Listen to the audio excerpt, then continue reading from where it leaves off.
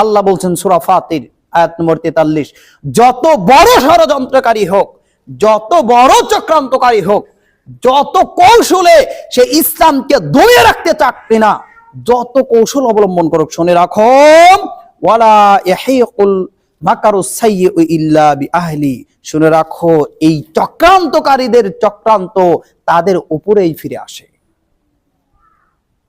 চক্রান্তকারীদের চক্রান্ত, ষড়যন্ত্রকারীদের ষড়যন্ত্র তাদের উপরেই ফিরে আসে। সুতরাং এখান থেকে শিক্ষা নেওয়ার বিষয় রয়েছে, আজকেও যারা চক্রান্ত করছো ইসলামের বিপক্ষে, ইসলামকে ঘুরে দাঁড়িয়ে দিতে চাও না, আলেম ওলামাদেরকে জঙ্গি ট্যাগ লাগিয়ে দিনের পর দিন কারাগারে রেখেছো, তাদেরকে রাজাকার ট্যাগ দিয়েছো, এখন তোমরাই ভারতীয় রাজাকার হয়ে গেছো।